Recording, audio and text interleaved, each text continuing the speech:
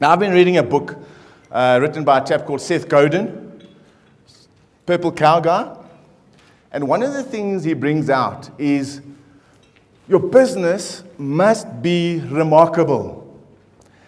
And the message he says is if you are in the business of being a B&B, a bed and breakfast, or if you are being in the business of selling stationery and printing, or if you are in the business of selling clothing, what makes you remarkable? If I had to take 5 bed and breakfasts and put them alongside each other, what would make me choose your bed and breakfast? Why should I go to you? That's the focus. And I'm starting to sound like a sales and marketing guy, but you're going to see where I'm coming from. Okay. Let me tell you what the point is, ladies and gentlemen. The point is, all the businesses we've been to see on Fix My Biz, all the businesses I've been through years discussing, all focus on what it is we do. But to be beyond remarkable, okay? So you're remarkable, I accept that. But to be beyond remarkable, you need to give that same passion to your administration and financial management. Then you'll be beyond remarkable. Why?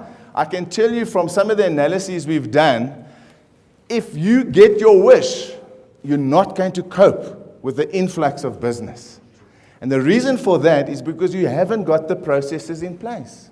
You haven't got the plan in place to deal with all that money that's coming in, all those sales that are going to come in, all those new staff that you're going to have to employ. So for my message this morning is to be beyond remarkable, pay attention as well to the administration and operation side of your business. And that's what I'd like to share with you this morning, if you don't mind.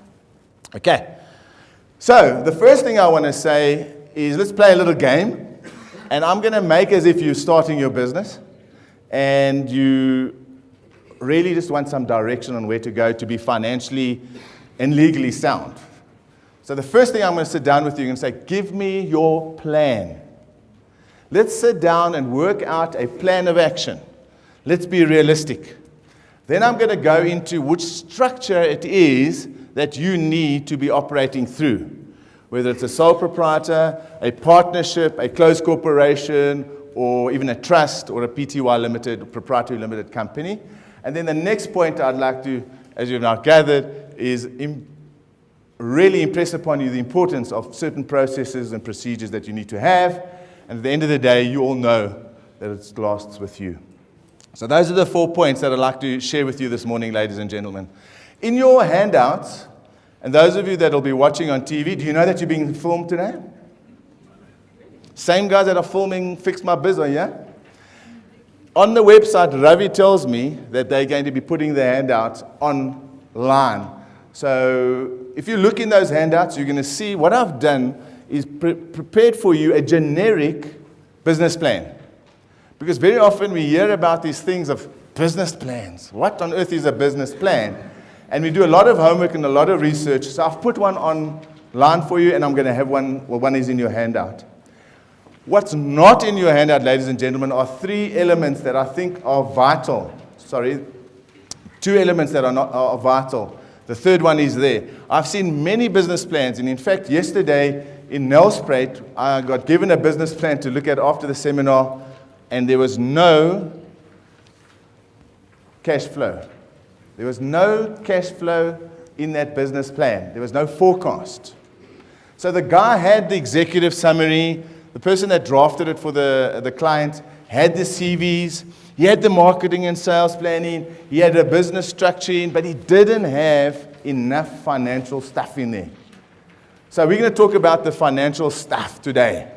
And I'm going to help you and perhaps point you in the direction, or remind you, just to remind you of what it's about from a financial perspective. So that's in there. The other thing that is not in there is the instruction that you have to be involved with your business plan. Don't pay somebody a lot of money and let them do the business plan on their own, ladies and gentlemen. You have to know. You have to contribute to that business plan because you know what you want to do.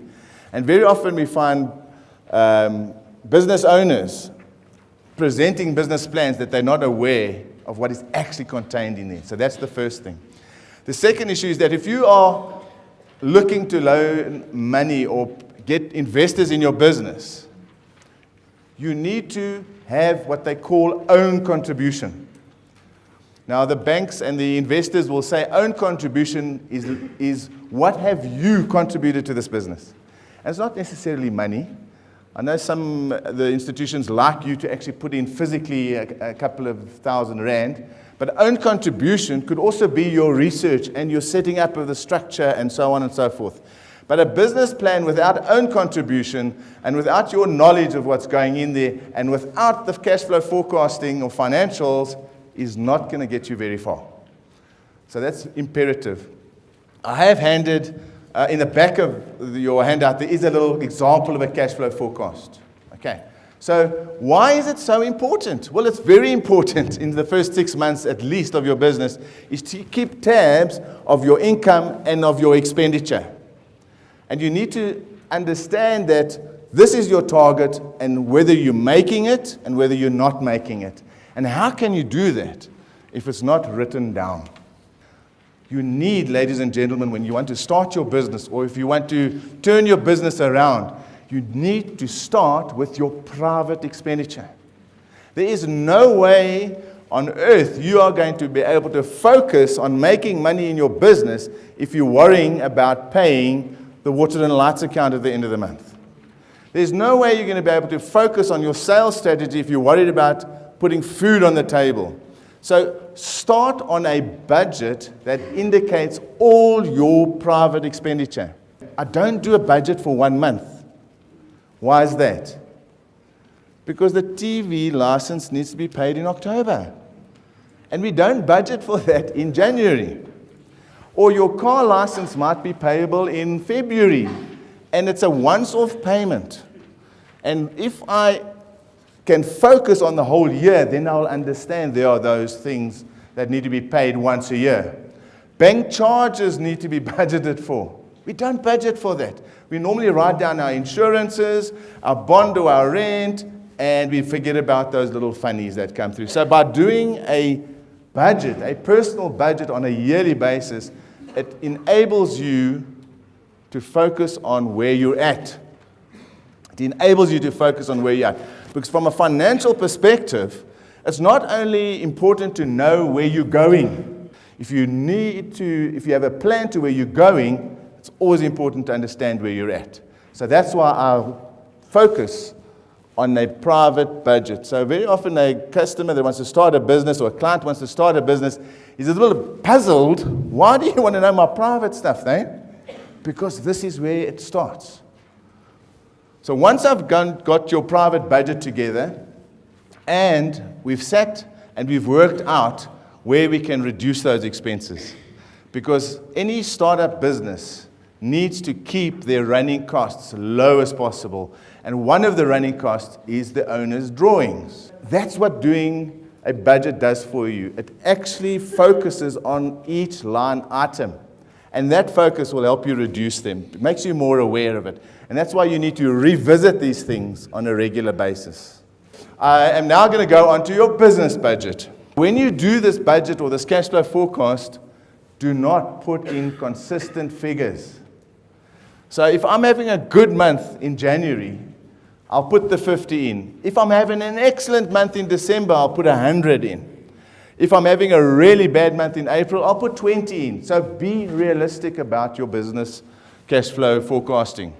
A cash flow forecast allows you that, ladies and gentlemen. It allows you to project and look into the future from a financial perspective. Immediately, I'm going to agree with you. It's never going to be 100% accurate. But I tell you what, it's going to be a damn sight more easier to manage if you don't have one. Okay, so you might be out, but at least with a forecast tool like this, or any of the others that you can find on the internet, this is one that I've drafted for myself. It'll be useful for managing your cash flow. Golden rule with cash flow: doesn't creep up on you overnight. The only time you will experience cash flow angst is when you don't know that it's going to happen. And why don't we know that it's going to happen? Because we don't have this tool. We don't have this in our plan. So in your business plan, ladies and gentlemen, it's vital that you have some form of cash flow forecasting. Also, the beauty of doing the line item by line item is that you can focus on those figures.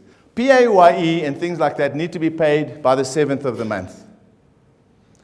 Here's a feature for you that we tend to want to blame the accountants. I'm very sorry. But if you're a CC or a company, you need to have paid your CIPRO fees. And the bankers tell me what happens is a CC comes and wants to apply for funding or for finance, or the receiver of revenue wants to give you a refund. How's that?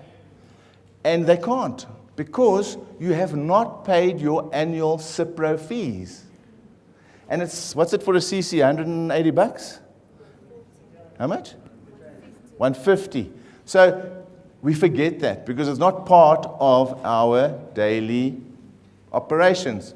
So guess what? In your cash flow forecast, put CIPRO due, and I think it's due within a certain period after your annual financial year end. So, but you see where I'm going with the process, with the finances. If you don't have something like this, ladies and gentlemen, you're going to battle to keep track of what's happening in your business from a financial perspective.